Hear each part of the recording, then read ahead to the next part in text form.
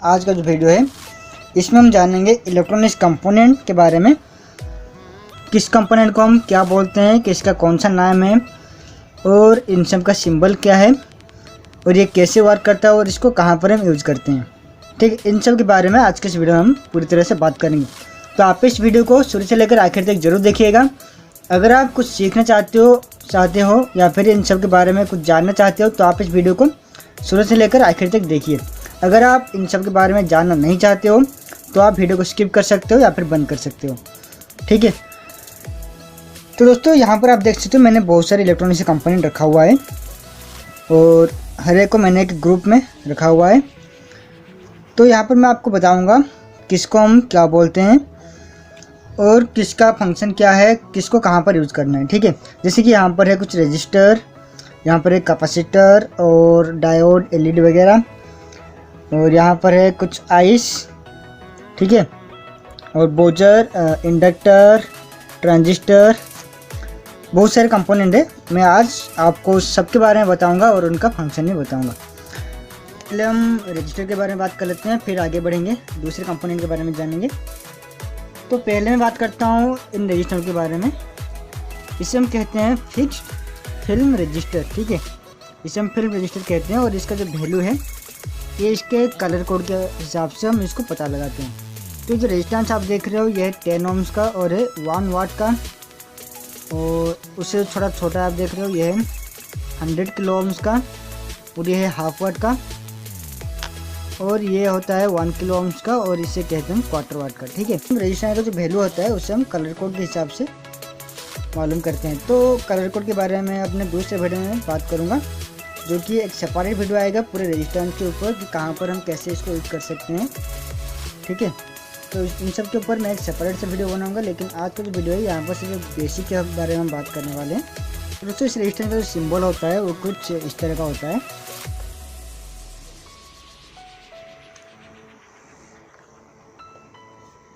तो ये होता है रजिस्टेंस का एक सिंबल। ठीक है, ये हमारा फिक्स्ड रजिस्टर। और अगर हम बात करते हैं वेरिएबल रजिस्टेंस की तो ये होता है वेरिएबल रजिस्टेंस। अगर हम बात करते हैं प्रीसेट की तो प्रीसेट कुछ इस तरह का होता है। ठीक है, प्रीसेट को या फिर पोटेंशियोमीटर। तो ये जो रेजिस्टेंस होता है ये हम यूज करते हैं करंट को लिमिट करने के लिए, और कहाँ पर कितना करंट फ्लो हो रहा है उसी के हिसाब से हमें इसका वाटेज को भी कैलकुलेशन करना होता है। ठीक है, तो बात करते हैं कुछ वेरिएबल रेजिस्टेंस के बारे में। तो यह है एक वेरिएबल रेजिस्टेंस जिसे हम कहते हैं प्रीसेट। ठीक है, इसका आप देख सकते हो 3 टर्मिनल है, ये दोनों है इसका फिक्स्ड पॉइंट, और ये जो बीच वाला आप देख रहे हो यह वेरिएबल। इसके ज़रिए हम रेजिस्टेंस को वेरी करते हैं। ठीक है, यहाँ पर एक स्क्रू ड्राइवर की मदद से हम अगर इसको घुमाएंगे तो इसका जो रेजिस्टेंस है वो वेरी होगा, और इसका जो सिंबल है ये कुछ इस तरह का होता है, इसे हम कहते हैं प्रीसेट। ठीक है, और ये होता है एक पोटेंशियोमीटर। इसे आप देखोगे एम्पलीफायर वगैरह में वॉल्यूम की तरह काम करता है। आप इसको रेजिस्टेंस कम या बढ़ाने के लिए भी यूज कर सकते हो। तो ये था हमारा प्रीसेट छोटा वाला, और इसकी जगह आप इसको भी यूज कर सकते हो और इसकी जगह आप उसको भी यूज कर सकते हो। ठीक है, इसका वैल्यू आप देख सकते हो हम लिखा हुआ है 10K का। तो इसका भी सिंबल कुछ इस तरह का होता है। तो अभी बात करते हैं, ये भी एक है हमारा प्रीसेट, और इसका जो वैल्यू है ये भी यहाँ पर लिखा हुआ था 104, यानी कि ये होता है हमारा 100K का। ठीक है, ये इसका भी उसी तरह 3 टर्मिनल होता है, 2 है फिक्स और एक होता है वेरिएबल, और इसका भी हम रेजिस्टेंस वेरी करने के लिए यूज करते हैं। और अब बात करते हैं, यह है एक LDR यानी कि लाइट डिपेंडिंग रजिस्टर, और इसका जो सिंबल है वो कुछ इस तरह का होता है।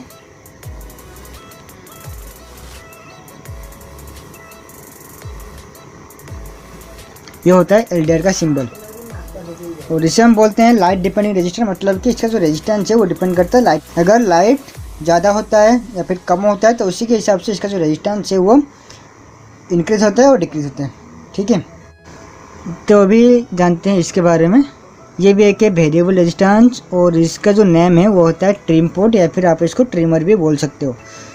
इसके ज़रिए हम रेजिस्टेंस को वेरी कर सकते हैं। लेकिन आपके पास आप देख सकते हो यहाँ पर मेरे पास ये भी एक है वेरिएबल रेजिस्टेंस, और ये भी एक है वेरिएबल रेजिस्टेंस। ठीक है, इन दोनों में अंतर ये है कि ये जो वेरिएबल रेजिस्टेंस है इसका जो आउटपुट, जो रेजिस्टेंस का आउटपुट है इस एकदम से सटीक होता है। ठीक है, लेकिन अगर इसमें हम रेजिस्टेंस को थोड़ा कम ज़्यादा करें तो थोड़ा सा एरर आता है, लेकिन इसका जो रेजिस्टेंस आउटपुट आता है वो एकदम से सटीक से आता है। और भी इसके बहुत सारे फंक्शन है, वो मैं आपको आगे बताऊँगा। तो दोस्तों बात करते हैं हम कैपेसिटर के बारे में। तो यहाँ पर मैंने 4 तरह का कैपेसिटर लिया हुआ है, जैसे कि ये हो गया आपका इलेक्ट्रोलाइट कैपेसिटर। ठीक है, और इलेक्ट्रोलाइट कैपेसिटर जो है इसको हम बोलते हैं पोलराइज्ड कैपेसिटर, मतलब कि इसका जो 2 टर्मिनल आप देख रहे हो इसका कुछ पोलरिटी होता है। ठीक है, ये होता है इसका पॉजिटिव और ये होता है इसका नेगेटिव। जो बड़ा वाला पिन आप देख रहे हो ये इसका पॉजिटिव है, और जो छोटा वाला दिख रहा है ये होता है नेगेटिव। या फिर आप यहाँ पर भी देख सकते हो जो ब्लैक लाइन आपको दिख रहा है ये होता है नेगेटिव का, और इधर का जो है ये है पॉजिटिव का। और इसका जो वैल्यू होता है ये यहाँ पर लिखा हुआ आता है, जैसे लिखा हुआ है 1000 माइक्रोफैराड एंड 25 वोल्ट। इसका जो रेटिंग होता है वो आता है माइक्रोफैराड का, इसका जो यूनिट होता है वो होता है फैराड का। ठीक है, और ये जो कैपेसिटर आता है ये माइक्रोफैराड का आता है। और यहाँ पर जो 25 वोल्ट लिखा हुआ है इसका मतलब क्या है, अगर आप एक 12 वोल्ट का सर्किट ले रहे हो, अगर आप इसको 12 वोल्ट सर्किट में यूज़ करोगे, सर्किट में जितना भी वोल्टेज होगा उसी से डबल का आपको कैपेसिटर लेना होगा। ठीक है, अगर आप उससे कम का कैपेसिटर लोगे तो ये जो कैपेसिटर है ये ब्लस्ट करेगा, ये ख़राब हो जाएगा। तो आप सर्किट में जितना भी वोल्टेज यूज़ कर रहे हो उससे ज़्यादा का कैपेसिटर आप यूज़ करोगे। ठीक है, तो उसी तरह मेरे पास और भी एक कैपेसिटर है, इसका वैल्यू यहाँ पर लिखा हुआ है 220 माइक्रोफैराड है। ठीक है, और ये जो कैपेसिटर होता है इसे हम फिल्टर की जगह यूज करते हैं, जैसे कि एसी को डीसी में जहाँ पर कन्वर्ट होता है वहाँ पर हम यूज करते हैं। जो कैपेसिटर होता है ये डीसी को ब्लॉक करता है और एसी को अलाउ करता है। इसको हम एम्पलीफायर वगैरह में यूज करते हैं, क्योंकि एम्पलीफायर में हमें अल्टरनेटिव क्वांटिटी का सिग्नल मिलता है। कैपेसिटर होता है इसको हम मैक्सिमम 500 वोल्ट तक यूज कर सकते हैं। अगर हमारा सर्किट में वोल्टेज 500 से ज़्यादा है तो वहाँ पर हम किसी तरह का भी इलेक्ट्रोलाइट कैपेसिटर यूज नहीं कर सकते। इलेक्ट्रोलाइट कैपेसिटर हम सिर्फ 500 वोल्टेज के अंदर ही यूज कर सकते हैं। सिंबल होता है वो कुछ इस तरह का होता है।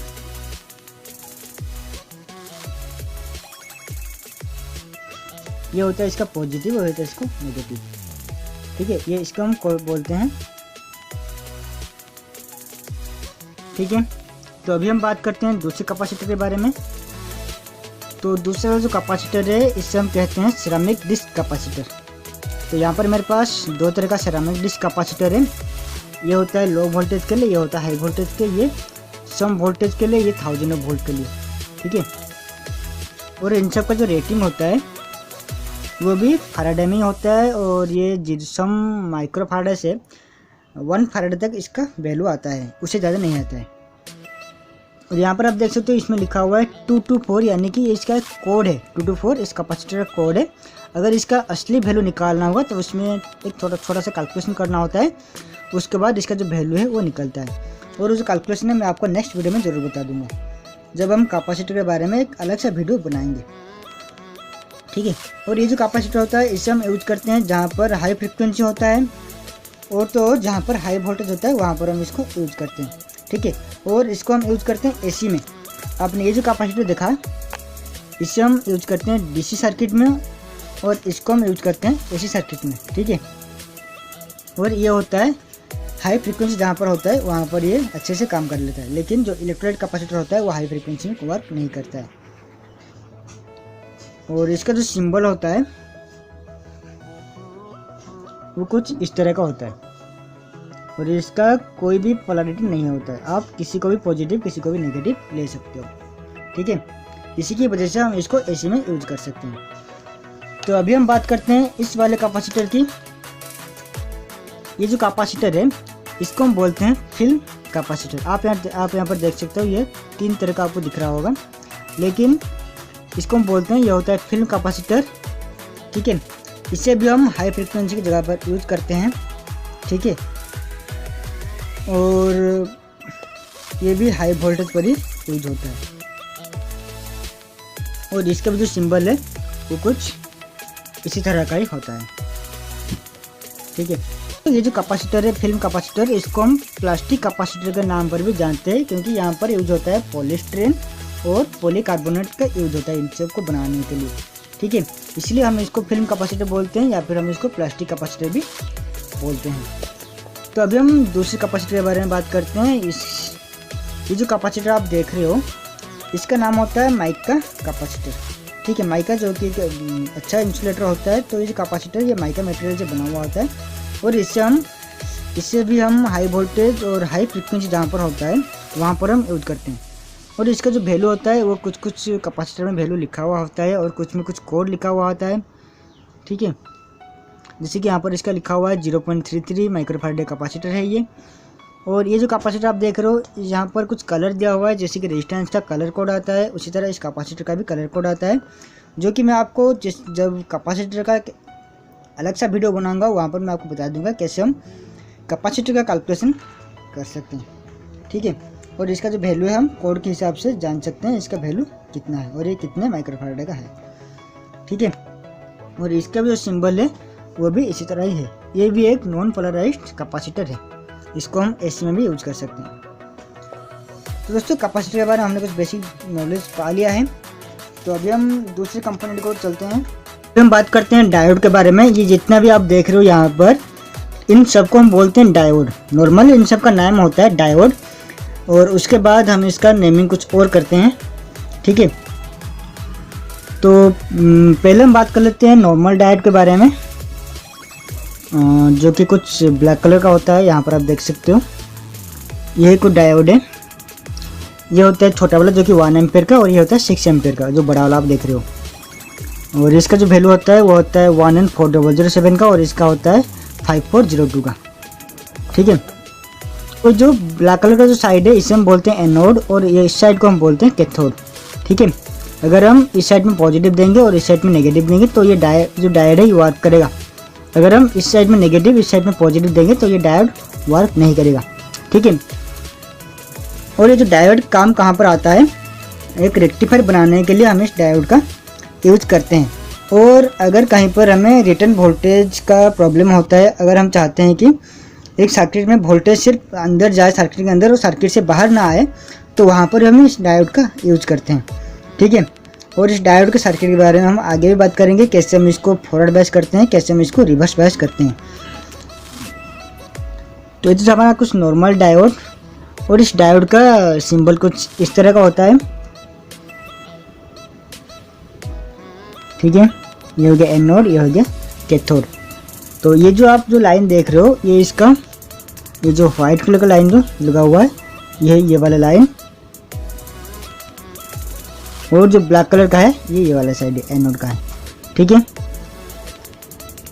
तो अभी हम बात करते हैं दूसरा डायोड की, जिसे हम बोलते हैं जेनो डायोड।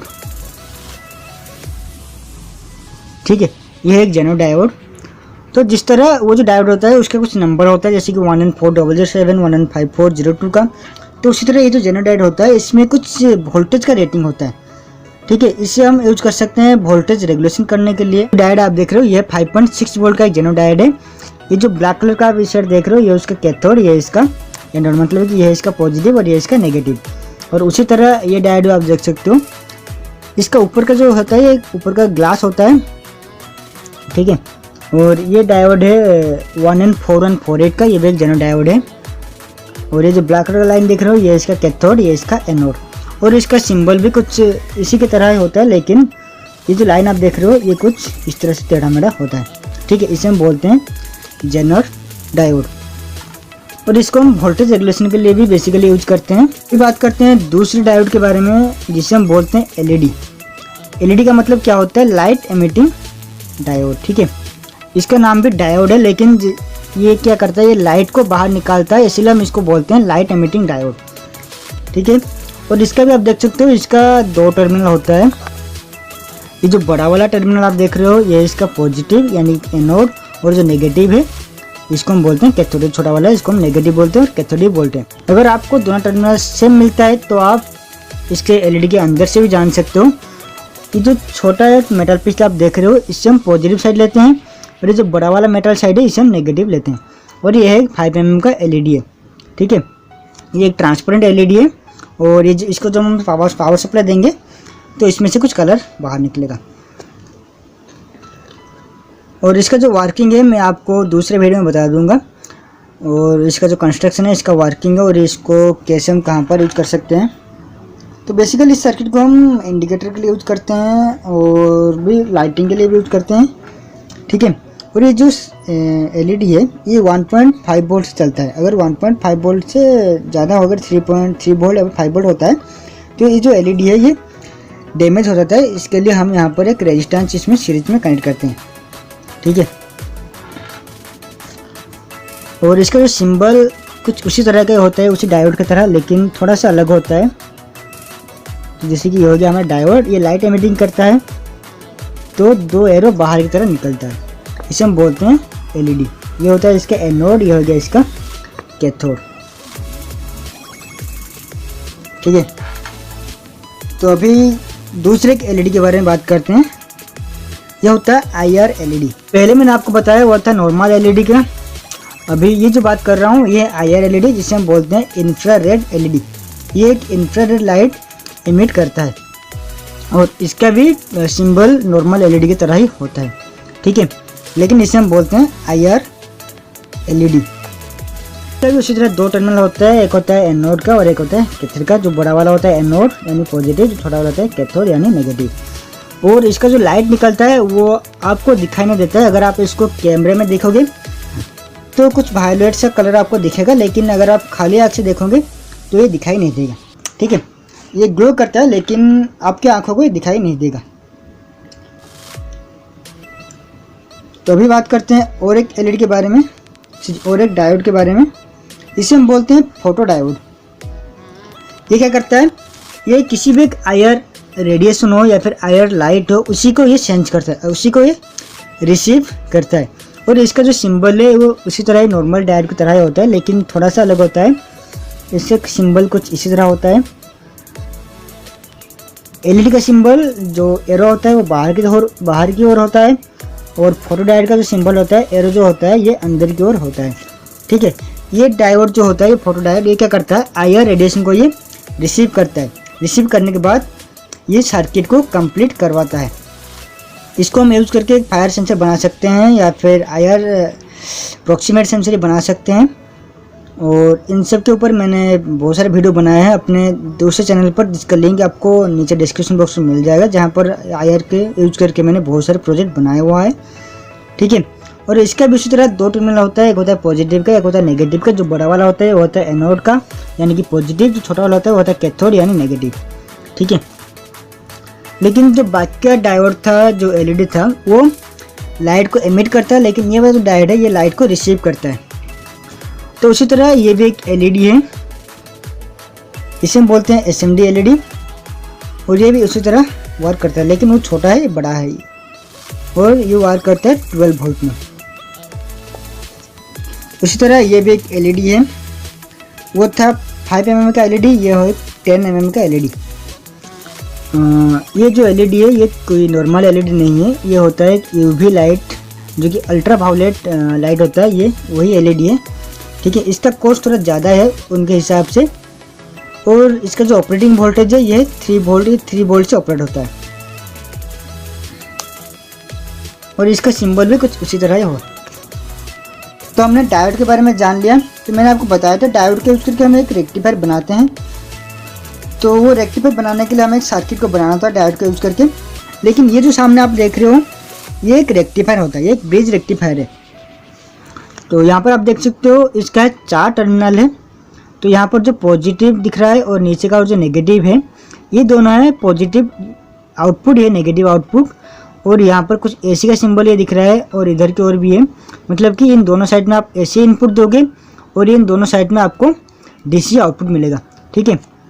तो ये एक होता है ब्रिज रेक्टिफायर, ये एक 1 एम्पीयर का ब्रिज रेक्टिफायर है। यहाँ पर आप इन दोनों साइड में आप AC दोगे और इन दोनों साइड में आपको DC मिलेगा।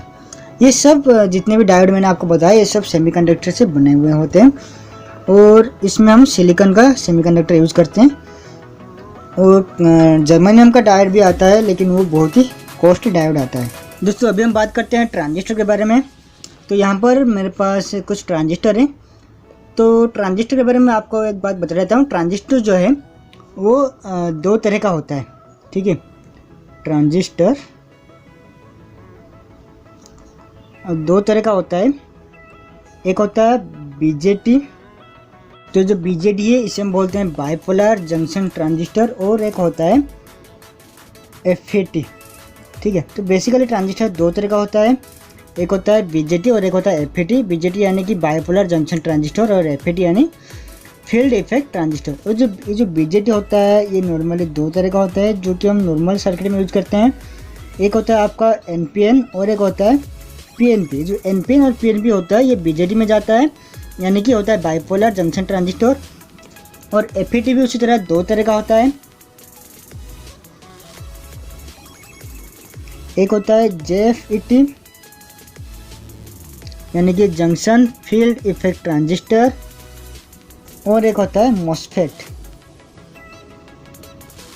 यानी कि metal oxide semiconductor field effect transistor, ठीक है। तो यहाँ पर हमने जाना है ट्रांजिस्टर दो तरह का होता है, एक होता है बीजेटी और एक होता है एफईटी। बीजेटी यानी कि बाइपोलर जंक्शन ट्रांजिस्टर, एफईटी यानी कि फील्ड इफेक्ट ट्रांजिस्टर। और बीजेटी भी उसी तरह दो तरह का होता है, एक होता है एनपीएन का और एक होता है पीएनपी का। और जेएफईटी जो होता है जंक्शन फील्ड इफेक्ट ट्रांजिस्टर, और जो मॉसफेट होता है वो होता है metal oxide semiconductor field effect transistor. तो इस वीडियो में मैं आपको ट्रांजिस्टर का कुछ बेसिक नॉलेज बताऊंगा, कहाँ पर कौन सा ट्रांजिस्टर यूज होता है, ट्रांजिस्टर का कौन सा वाला पिन कैसे वर्क करता है, ठीक है, कौन सा ट्रांजिस्टर हमें कहाँ पर यूज करना चाहिए। तो दोस्तों पहले हम बात कर लेते हैं बीजेटी के, जो कि है बाइपोलर जंक्शन ट्रांजिस्टर। तो यहाँ पर आपको मिलता है दो तरह का ट्रांजिस्टर, एक होता है एनपीएन का और एक होता है पीएनपी का। तो बेसिकली मैं हमेशा यूज करता हूँ दो ट्रांजिस्टर को ज़्यादा यूज करता हूँ, BC547 एंड BC557 का। ये जो BC547 होता है ये होता है एनपीएन का और एक होता है पीएनपी का। लेकिन मैं एनपीएन का यूज करके बहुत सारे प्रोजेक्ट बनाता हूँ जो कि मेरे दूसरे चैनल पर आपको मिल जाएंगे, और उन सब का लिंक मैंने आपको डिस्क्रिप्शन बॉक्स पर दे दिया है। और ये होता है BC557 यानी कि ये होता है पीएनपी ट्रांजिस्टर। तो यहाँ पर आप देख सकते हो हर एक ट्रांजिस्टर का आपको 3 टर्मिनल मिलेगा, ठीक है। हर एक ट्रांजिस्टर को आपको 3 टर्मिनल मिलेगा। और ये जो 3 टर्मिनल का कुछ नेम भी होता है, जैसे कि अगर आप बीजेटी की बात करो तो यहाँ पर आपको मिलता है एमिटर, बेस एंड कलेक्टर। अगर आप ट्रांजिस्टर का जो लिखा हुआ होता है उसको आप अपने मुंह की तरह रखो, ठीक है। और इस साइड से आपको मिलेगा ये एमिटर, ये बेस और ये कलेक्टर। उसी तरह अगर आप एनपीएन की बात करो इस पर भी आपको उसी तरह मिलेगा, एनपीएन पे भी एमिटर, बेस, कलेक्टर उसी तरह आप देख सकते हो, ठीक है। ये एमिटर, बेस एंड कलेक्टर। और उसका जो सिंबल है वो कुछ इस तरह का होता है। एनपीएन का जो होता है ये करंट का, ये जो एरो होता है ये बाहर की ओर होता है, ठीक है। तो ये हो गया इसके एमिटर, ये बेस और ये कलेक्टर। और ये जो पीएनपी होता है इसका जो एरो होता है वो अंदर की ओर होता है।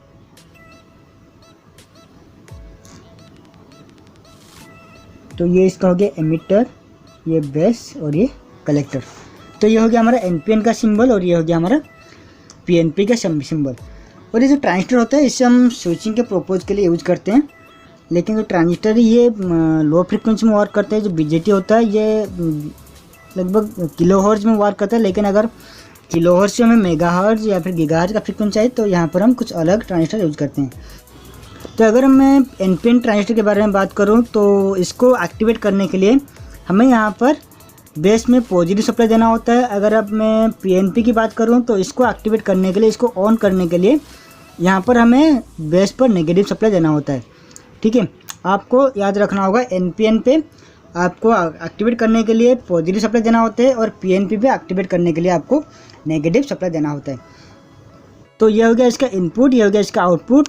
तो इसको एक्टिवेट करने के लिए हम अगर यहाँ पर सप्लाई देंगे तो यहाँ से करंट यहाँ पर फ्लो होगा, ठीक है। उसी तरह अगर एनपीएन की बात करें, अगर मैं यहाँ पर नेगेटिव देता हूँ, एनपीएन यानी कि नेगेटिव पॉजिटिव नेगेटिव, ठीक है। तो ये एनपीएन क्या है, हमें एमीटर पर अगर मैं नेगेटिव कनेक्ट करता हूँ और कलेक्टर पे एक आउटपुट लेता हूँ नेगेटिव का, और अगर मैं बेस पर एक पॉजिटिव सप्लाई देता हूँ तो ये जो है एक्टिवेट हो जाएगा, और जो नेगेटिव है ये एक क्लोज सर्किट बन जाएगा, ये ट्रांजिस्टर एक क्लोज सर्किट बन जाएगा और इसमें करंट फ्लो होना शुरू होगा। ठीक है, अभी हम बात करते हैं नेक्स्ट की, जो कि होता है हमारा FET, और FET के अंदर आता है JFET एंड MOSFET। तो बात करते हैं हम JFET। तो ये जो आप सामने देख रहे हो इसे हम बोलते हैं JFET, यानी कि जंक्शन फील्ड इफेक्ट ट्रांजिस्टर। इसका भी उसी तरह 3 टर्मिनल होता है जैसे कि ट्रांजिस्टर का होता है, लेकिन ये जो JFET होता है ये भी 2 तरह का होता है। ये जो JFET होता है इसको हम 2 कैटेगरी में डिवाइड करते हैं। एक होता है N चैनल और एक होता है हमारा P चैनल। जैसे कि BJT की बात कर रहे थे, ये होता है NPN और PNP। उसी तरह JFET होता है एक N चैनल और एक होता है P चैनल। ठीक है, तो इस N चैनल वाले JFET को एक्टिवेट करने के लिए, ऑन करवाने के लिए आपको यहाँ पर देना होगा पॉजिटिव सप्लाई, और जो P चैनल को एक्टिवेट करने के लिए आपको नेगेटिव सप्लाई की ज़रूरत होता है। ठीक है, तो इसका भी उसी तरह 3 टर्मिनल होता है ट्रांजिस्टर का। BJT में भी मैंने आपको बताया था, जो कि होता है एमिटर, बेस, कलेक्टर। तो उसी तरह इसका भी होता है ड्रेन, गेट एंड सोर्स। तो इसका जो ड्रेन और गेट और सोर्स वो हम कैसे पता लगा सकते हैं, आप यहाँ पर देख सकते हो, ये थोड़ा सा एक लीड यहाँ पर निकला हुआ है। तो इसी के पास जो टर्मिनल होता है उससे हम बोलते हैं सोर्स। ठीक है, इसी के पास जो टर्मिनल होता है उससे हम बोलते हैं सोर्स, और उसके बाद जो आता है ये होता है गेट और ये होता है इसका ड्रेन। ठीक है, ये जो आप देख रहे हो थोड़ा सा निकला हुआ है, इसी के पास जो टर्मिनल होता है वो होता है इसका सोर्स वाला टर्मिनल है। और उसके बाद में जो आता है इसे हम बोलते हैं गेट। जैसे कि ट्रांजिस्टर में होता है, जैसे कि BJT में होता है बेस, उसी तरह इसका होता है गेट। ठीक है, और इसका यह आ गया हमारा ड्रेन। तो इसको एक्टिवेट करने के लिए हमें गेट सप्लाई देना होगा। अगर मैं गेट में कुछ सप्लाई देता हूँ तो ये जो ट्रांजिस्टर है ये ऑन हो जाएगा, यानी कि एक्टिवेट हो जाएगा। और ये जो JFET होता है ये हाई फ्रिक्वेंसी में वर्क करता है, जैसे कि मेगाहर्ट्ज फ्रिक्वेंसी में ये वर्क करता है, और इसका जो करंट कैपेसिटी है वो भी BJT से बहुत ही ज़्यादा है। और दोस्तों ये जो JFET होता है इसका सिंबल मैं आपको बता देता हूँ। इसका जो सिंबल होता है वो कुछ इस तरह का होता है, बहुत ही आसान होता है JFET का सिंबल, इतना ही मुश्किल नहीं होता है। जो N चैनल होता है वो कुछ इस तरह का होता है, और जो P चैनल होता है वो कुछ इस तरह का होता है। N चैनल का जो एरो होता है वो अंदर की ओर होता है, और P चैनल का जो एरो होता है वो बाहर की ओर होता है। और ये होता है इसका गेट, ये होता है इसका ड्रेन, ये हो गया इसका सोर्स। उसी तरह इसका भी ये हो गया इसका गेट, ये ड्रेन और ये सोर्स। तो अभी हम बात करते हैं दूसरे ट्रांजिस्टर के बारे में, जो कि आता है MOSFET में। और MOSFET भी उसी तरह 2 तरह का होता है, एक होता है N चैनल और एक होता है P चैनल।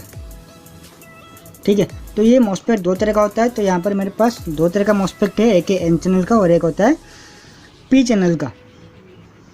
तो इसका भी उसी तरह होता है gate and drain and source. ठीक है, और इसका जो सिंबल है ये थोड़ा सा अलग होता है JFET से। तो मैं आपको दिखा देता हूँ इसका सिंबल कैसे होता है।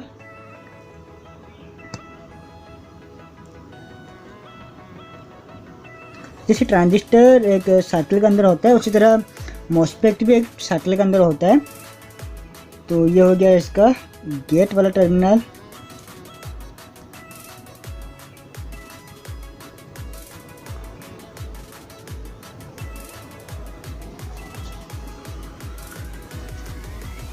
तो जो N चैनल होता है इसका जो एरो होता है ये अंदर की ओर होता है। ठीक है, और P चैनल का एरो जो होता है वो बाहर की ओर होता है। तो ये हो गया इसका गेट वाला टर्मिनल, और ये हो गया इसका ड्रेन, ये हो गया इसका सोर्स। उसी तरह P चैनल का भी उसी तरह होता है, लेकिन जो एरो होता है वो बाहर की ओर होता है। ये हो गया गेट,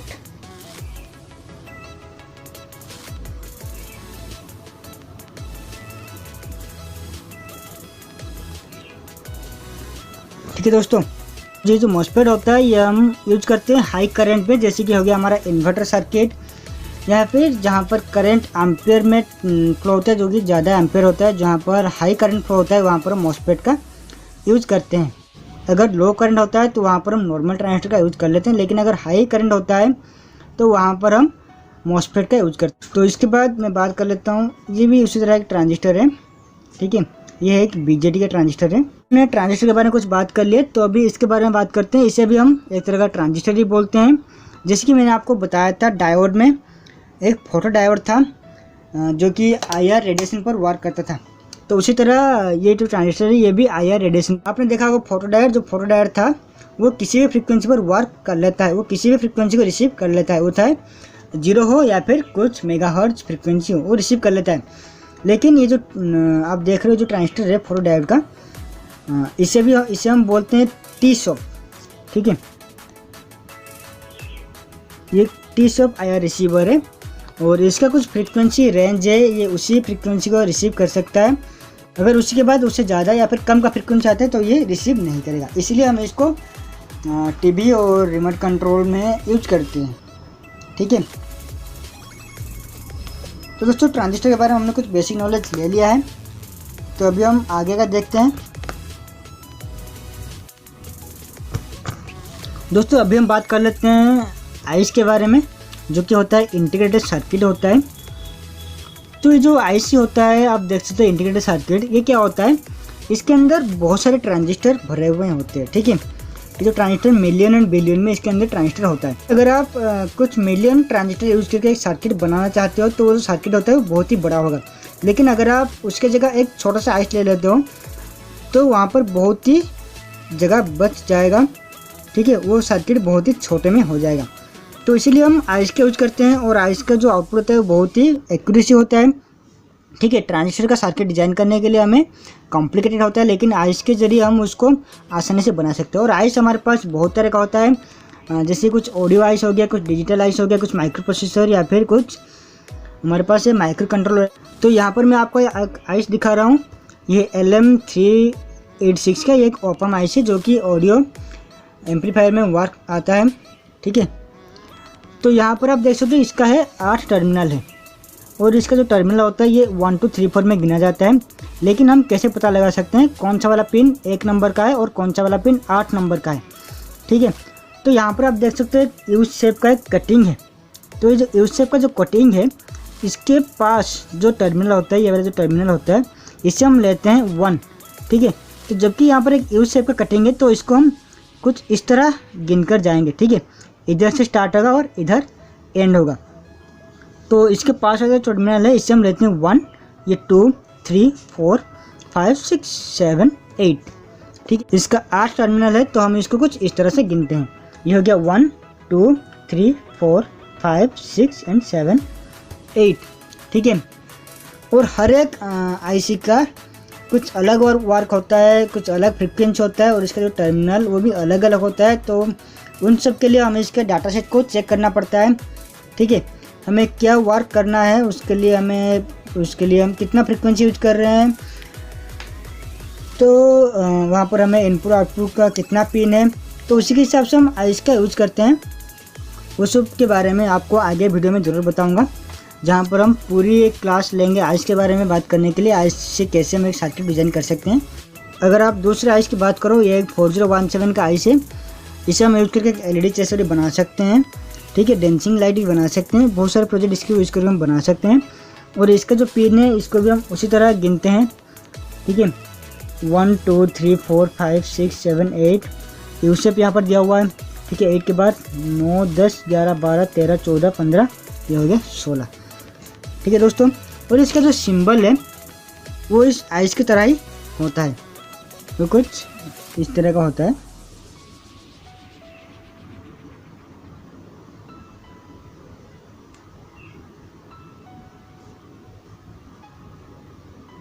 या फिर कई कई जगह पर सिर्फ एक रेक्टेंगुलर या फिर स्क्वायर ही होता है, ठीक है। तो ये तो हमारा नॉर्मल आइस के बारे में बात कर लिए। तो ये बात करते हैं हम, ये है एक माइक्रो कंट्रोलर, ठीक है। ये जो माइक्रो कंट्रोलर है इसके अंदर हम कुछ प्रोग्रामिंग डालते हैं, जैसे कि हमारा होता है CPU, तो उसी तरह ये वर्क करता है। इसके अंदर भी कुछ RAM है, कुछ ROM है, ये भी एक CPU की तरह ही वर्क करता है। इसमें हमें कुछ कोडिंग लिखना होता है तभी जाके ही वर्क करेगा। जैसे कि आप देख सकते हो एक आता है आर्डिनो बोर्ड, उसी में हम एक माइक्रो कंट्रोलर यूज करते हैं, और ये जो माइक्रो कंट्रोलर है ये एटमेगा 32 का माइक्रो कंट्रोलर है, और इसका भी कुछ इनपुट और आउटपुट वाला पिन है, और इससे भी बड़ा वाला माइक्रो कंट्रोलर होता है, और इसका जो स्टोरेज कैपेसिटी होता है वो 32 बाइट का होता है। ठीक है, और इन सब को सिंबल भी कुछ इसी तरह ही होता है। तो दोस्तों ये जो आप सामने जो देख रहे हो ये ट्रांजिस्टर की तरह या फिर मॉसफेट की तरह दिख रहा है, लेकिन ये ट्रांजिस्टर या फिर मॉसफेट कुछ भी नहीं है। इसे हम आइस बोलते हैं, जैसे मैंने आपको बताया था आइस। ठीक है, तो उसी तरह ये भी एक आईसी है, इंटीग्रेटेड सर्किट, और इसे हम बोलते हैं वोल्टेज रेगुलेटिंग आइस। ये जो आइस है ये वोल्टेज को रेगुलेट करता है। ठीक है, तो ये आप देख सकते हो यहाँ पर लिखा हुआ है 7809, यानी कि ये जो आइस है ये रेगुलेटिंग करके हमें 9 वोल्ट का आउटपुट देगा। और इसका जो 3 टर्मिनल है, ये इसका इनपुट का, ये इसका आउटपुट का, और ये इसका कॉमन का, और इसका जो सिंबल कुछ इस तरह का होता है।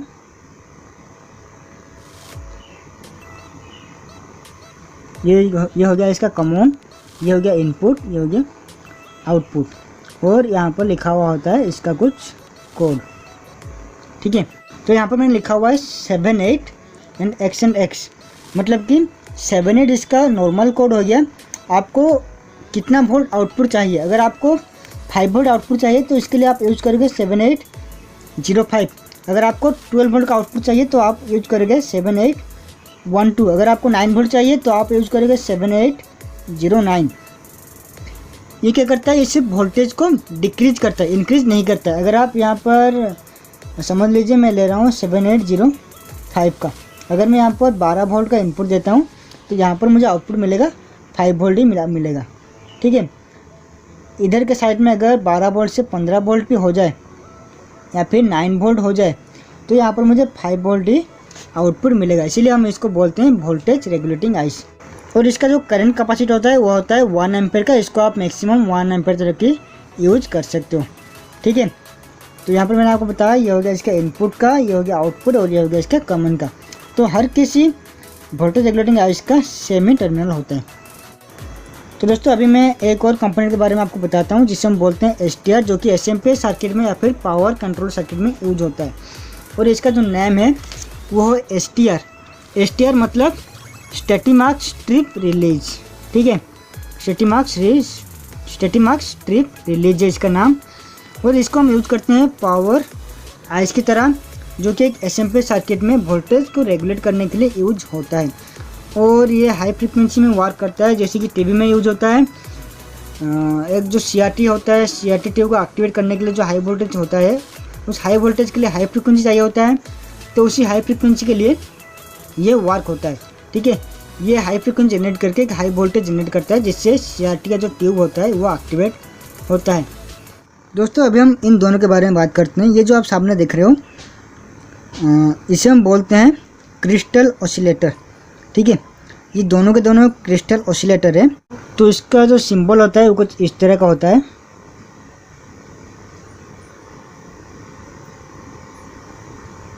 ठीक है, ये होता है इसका सिंबल, जो कि होता है क्रिस्टल ऑसिलेटर।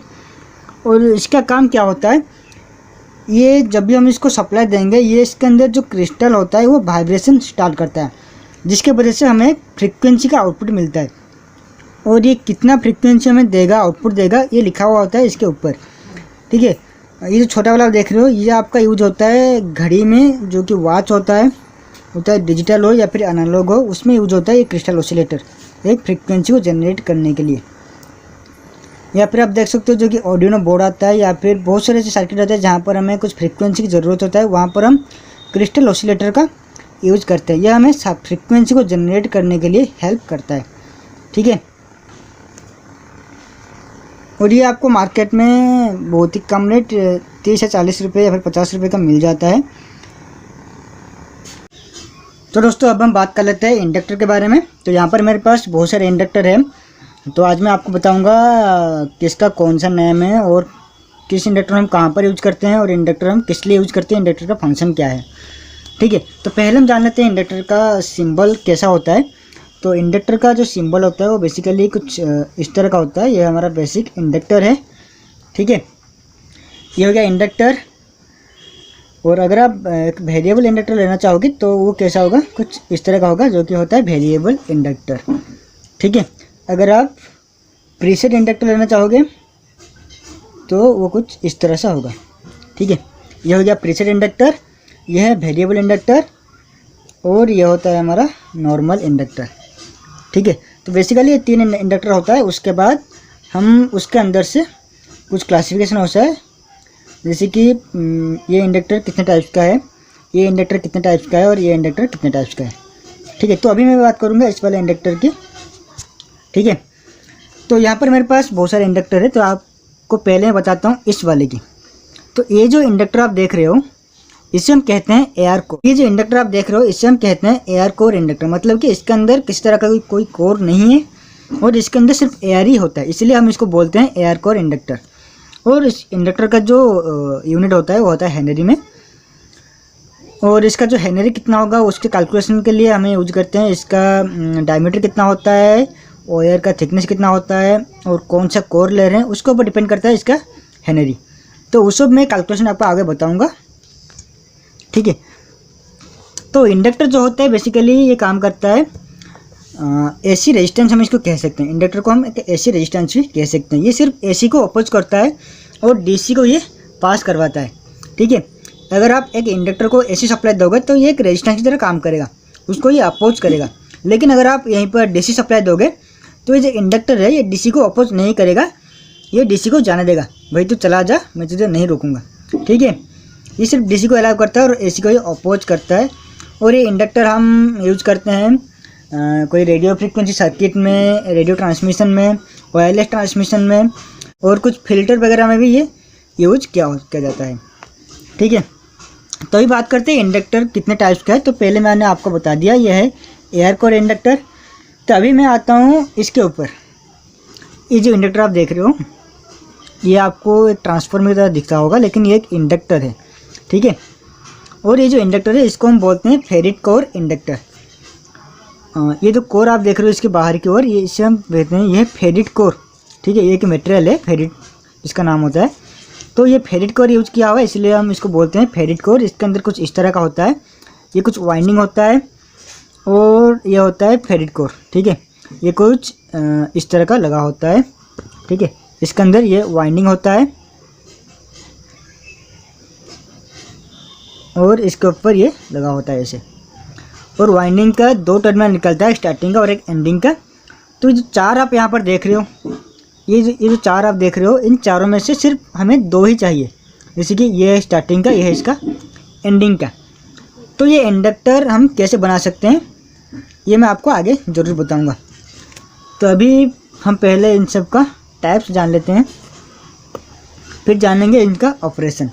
और ये जो इंडक्टर आप देख रहे हो ये आपको बहुत सारे सर्किट में मिल जाएगा। यहाँ पर आप देख सकते हो, यहाँ पर लिखा हुआ है 3.0 मिली हेनरी।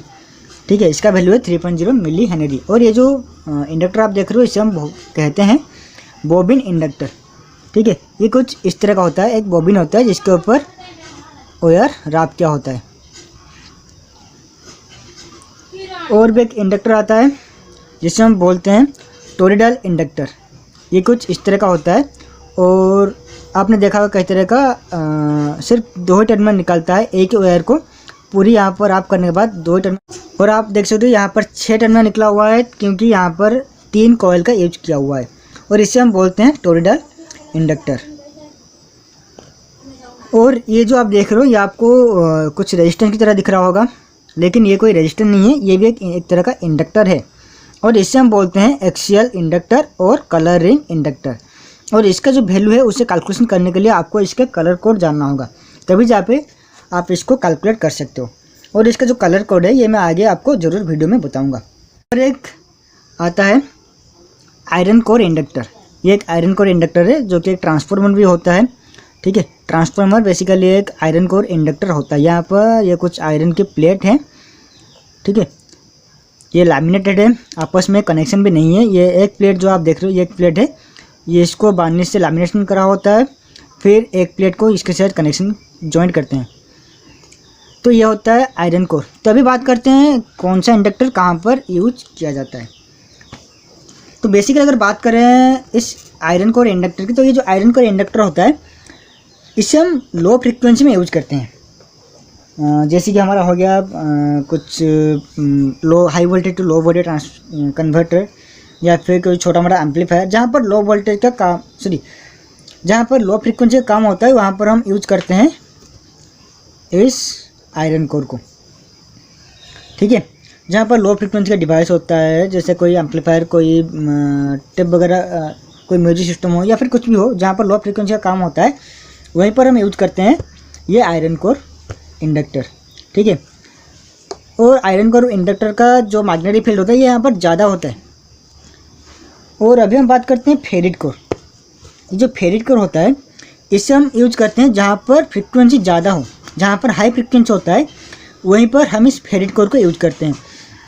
जैसे कि आप मान लो एक फ्लाईवे ट्रांसफार्मर जो कि आपके टेलीविज़न पर यूज होता है, जो कि पहले आता था CRT टीवी, जिसमें CRT का यूज़ किया जाता था। उसमें क्या होता था, एक फ्लाईवे ट्रांसफार्मर होता था, उस फ्लाईवे के मदद से हम 230 वोल्ट को 16 kV वोल्ट में कन्वर्ट करते थे।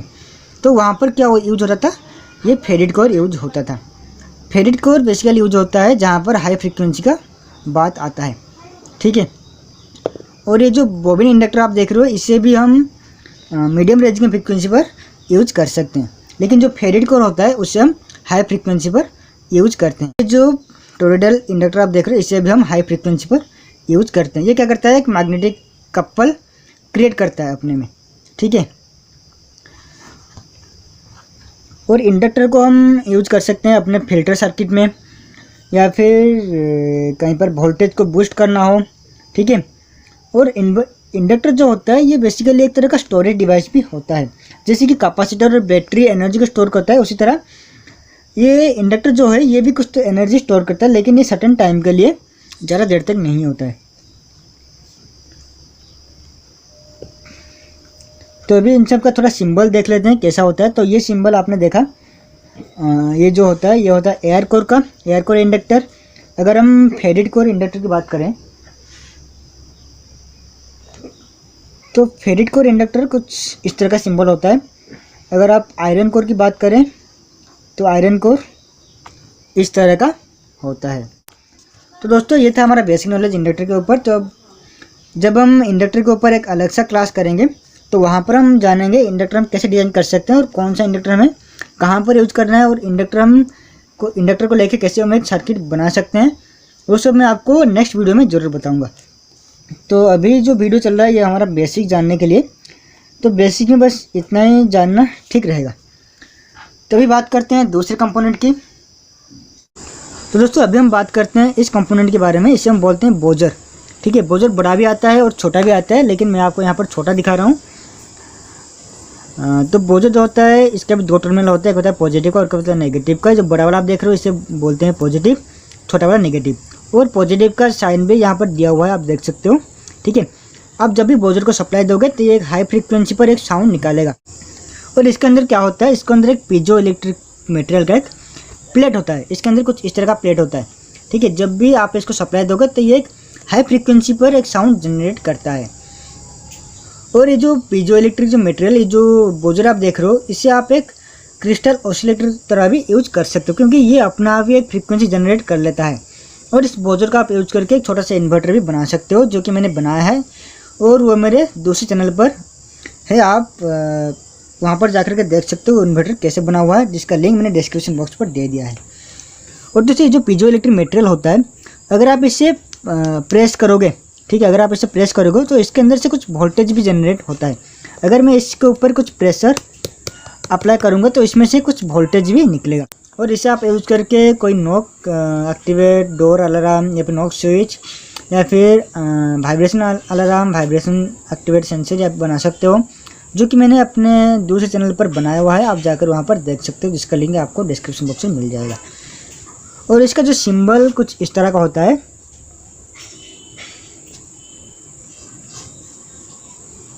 और इसका जो सिंबल कुछ इस तरह का होता है। ये होता है ब्राउज़र का सिंबल। ठीक है,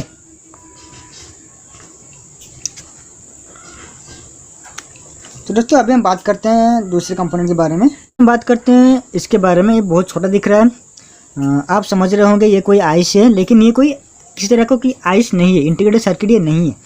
इसे हम बोलते हैं ऑप्टो कपलर। ठीक है, ऑप्टो कपलर का मतलब क्या होता है, मैंने आपको पहले बताया था कि एक एलईडी, ठीक है, एलईडी और एक एलडीआर के बारे में मैंने आपको बताया था।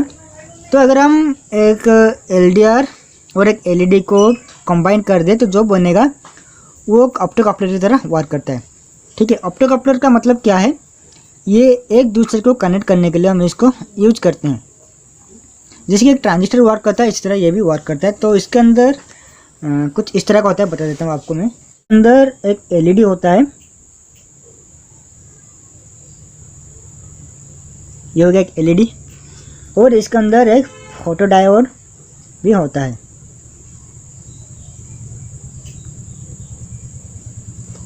ठीक है, तो यहाँ से मैंने इसको इनपुट दे दिया और यहाँ से मुझे आउटपुट लेना है। अगर मैं इसको कुछ सप्लाई देता हूँ, इस टर्मिनल में अगर मैं को सप्लाई देता हूँ तो क्या होगा, एलईडी ग्लो करेगा। और एलईडी ग्लो करते ही इसके अंदर ये जो फोटो डायोड है, या फिर आप एलडीआर भी बोल सकते हो, जो एलडीआर या फिर जो फोटो डायोड है जो कि लाइट को सेंस करेगा। सेंस करने के बाद जो क्या होगा, ये जो सर्किट है ये कंप्लीट हो जाएगा, जिसकी मदद से ये सप्लाई इधर से इधर को आ जाएगा। अगर मैं यहाँ का सप्लाई को डिसकनेक्ट कर देता हूँ तो एलईडी ऑफ हो जाएगा, जिसकी वजह से जो सप्लाई इधर से इधर आ रहा था वो डिसकनेक्ट हो जाएगा। तो ऑप्टो कपलर कुछ इस तरह से काम करता है। ठीक है, और ये भी एक आता है जो 3 टर्मिनल वाला ऑप्टो कपलर है, ये एक ट्रांजिस्टर की तरह वर्क करता है। और देख सकते हो जो पॉइंट आपको दिख रहा है ये इसका 1 नंबर पिन। ठीक है, आपको इधर में से कोई 2 पिन का यूज करना होगा और इधर से 3 या फिर 2 आप यूज कर सकते हो। ठीक है, जिसे मैंने आपको बताया इसी प्रिंसिपल पर सारे ऑप्टो कपलर वर्क करते हैं। आप एक ट्रांजिस्टर की जगह ऑप्टो कपलर को भी यूज कर सकते हो। आगे मैं आपको जब इसके ऊपर एक अलग सा वीडियो बनाऊंगा तब मैं आपको पूरी डिटेल्स में बताऊंगा कहाँ पर और कैसे हम इसको यूज कर सकते हैं। ठीक है, तो दोस्तों ऑप्टो कपलर का जो सिंबल होता है वो कुछ इस तरह का होता है। दोस्तों अभी हम इस कंपोनेंट के बारे में बात करते हैं। इसे हम कहते हैं माइक, जो कि होता है एक माइक्रोफोन, और इसे शॉर्ट में हम बोलते हैं माइक। ठीक है, तो दोस्तों जो माइक होता है इसका काम क्या होता है, ये साउंड सिग्नल को, एक वॉइस को एक इलेक्ट्रिकल सिग्नल में कन्वर्ट करता है। अगर मैं साउंड को मॉडिफिकेशन करना चाहते हैं या फिर साउंड को एक जगह से दूसरी जगह भेजना चाहते हैं तो हमें पहले साउंड को क्या करना होगा, इलेक्ट्रिकल सिग्नल में कन्वर्ट करना होगा। क्योंकि सिर्फ हम साउंड को एक जगह से दूसरी जगह भेजने के लिए हमें इलेक्ट्रिकल सिग्नल की ज़रूरत होता है। हम इलेक्ट्रिकल सिग्नल के जरिए ही साउंड को एक जगह से दूसरी जगह भेजते हैं। तो उस इलेक्ट्रिकल सिग्नल को हमें एम्पलीफाई करना होता है। तो उस इलेक्ट्रिकल सिग्नल को पाने के लिए जो वॉइस होता है उसको हमें इलेक्ट्रिकल सिग्नल में कन्वर्ट करने के लिए हम यूज़ करते हैं ये माइक। ठीक है, और ये जो माइक होता है इसका सिंबल कुछ इस तरह का होता है, ब्राउज़र की तरह ही मिलता है, और इसका सिंबल कुछ इस तरह का होता है। ठीक, तो ये जो माइक होता है इसका 2 टर्मिनल होता है, एक होता है पॉजिटिव का और एक होता है नेगेटिव का। तो जब भी आप इसमें कुछ साउंड दोगे, ठीक है, तो इधर से एक वोल्टेज जो कि बहुत ही कम होता है, ठीक है, वो वोल्टेज यहाँ से निकलेगा। ये क्या करता है, आपको साउंड को लेता है और उसे एक इलेक्ट्रिसिटी में कन्वर्ट कर देता है, जो कि एक इलेक्ट्रिकल सिग्नल कहते हैं। ठीक है, और ये आपका एम्पलीफायर वगैरह में या फिर माइक्रोफोन आपके मोबाइल में या फिर ब्लूटूथ में जिसमें आपको साउंड की ज़रूरत होता है, साउंड ट्रांसमिशन की ज़रूरत होता है, उसी में हम इसको यूज करते हैं। तो अभी हम दूसरे कंपोनेंट के बारे में बात करते हैं, इस रिले के बारे में बात करते हैं। ठीक है, ये एक इलेक्ट्रोमैकेनिकल रिले होता है। इसके अंदर एक इलेक्ट्रोमैग्नेटिक कॉइल होता है। तो आप यहाँ पर देख सकते हो। तो ये जो रिले है, तो दोस्तों आपके घर में स्विच बोर्ड होगा जहाँ से आप लाइट फैन को ऑन ऑफ करते हो। तो वहाँ पर हम क्या करते हैं, एक स्विच को ऑन करने के लिए हम वहाँ पर प्रेशर का अप्लाई करते हैं। अगर हम प्रेशर देते हैं तो वो स्विच ऑन होता है। ठीक है, तो वो जो स्विच होता है वो मैकेनिकल स्विच होता है, जो कि एक प्रेशर से ऑन ऑफ होता है। लेकिन ये जो रिले होता है ये भी एक इसे हम कहते हैं ऑटोमेटिकली स्विच, जो कि एक इलेक्ट्रिकल सिग्नल से अप्लायंस को ऑन ऑफ करवाता है। ये भी एक स्विच की तरह ही वर्क करता है। जब भी आप इसको सप्लाई दोगे, इलेक्ट्रिकल सिग्नल दोगे, तो ये एक्टिवेट हो जाएगा और इसके साथ जो भी कनेक्ट होगा उसको ये ऑन कर देगा। ठीक है, हमारे जो घर पे जो स्विच होता है वो मैनुअली ऑपरेट होता है और ये ऑटोमेटिकली ऑपरेट होता है। और इसमें आप देख सकते हो 5 टर्मिनल आपको दिख रहा होगा, 1 2 3 4 5। ये जो दोनों आप देख रहे हो जो दो साइड का है, इसके अंदर एक मैग्नेटिक कॉइल होता है। ठीक है, तो वो जो मैग्नेटिक कॉइल होता है उसका 2 टर्मिनल होता है और ये जो दोनों पॉइंट है उसी का है। जब हम इन दोनों में जब हम सप्लाई देंगे तो ये जो रिले है ये एक्टिवेट हो जाएगा। और ये जो है होता है, और ये जो पॉइंट आप देख रहे हो ये इसका कॉमन पॉइंट। ठीक है, जब भी हम यहाँ से सप्लाई देंगे और इन दोनों से हमें आउटपुट लेना होगा। तो हमारे वर्किंग के रिक्वायर्ड के हिसाब से अगर हम चाहते हैं कि जब रिले ऑफ हो तभी हमें सप्लाई मिले तो इधर से लेना होगा। अगर हम चाहते हैं कि जब रिले ऑन हो तब हमें सप्लाई मिले तो हमें यहाँ से लेना होगा। क्योंकि ये वाला जो पॉइंट है ये नॉर्मली क्लोज होता है इसके साथ, और ये जो पॉइंट है नॉर्मली ओपन होता है। जब भी हम रिले को ऑन करेंगे तो ये जो पॉइंट होगा, ये जो पॉइंट है इधर से डिस्कनेक्ट होगा, इधर कनेक्ट हो जाएगा। तो रिले कुछ इस तरह का वर्क करता है। और रिले का जो सिंबल होता है वो कुछ इस तरह का होता है। इसके अंदर एक कॉइल होता है। ठीक है, एक आयरन कोर इंडक्टर कॉइल होता है इसके अंदर। तो ये हो गया मैग्नेटिक कॉइल। एक आयरन कोर भी होता है, तो ये हो गया आयरन कोर। और ये जो 2 पॉइंट दोनों साइड के मैंने बताया, ये हो गया उसका, मान लो ये कॉइल 1 एंड कॉइल 2 का। ठीक है, तो अभी इसके अंदर कुछ पॉइंट होता है। ये हो गया इसका कॉमन पॉइंट, और ये जो पॉइंट है ये वाला इसका हो गया NC नॉर्मली क्लोज, ये इसका नॉर्मली ओपन। जब भी रिले एक्टिवेट होगा तब कॉमन पॉइंट जो है यहाँ पर टच करेगा। तो रिले का सिंबल कुछ इस तरह का होता है। आपका 5 वोल्ट, 12 वोल्ट और 24 वोल्ट में ऑपरेट होता है। ये एक छोटा रिले है जो कि 12 वोल्ट से ऑपरेट होता है। इससे बड़ा वाला रिले भी आता है। ठीक है,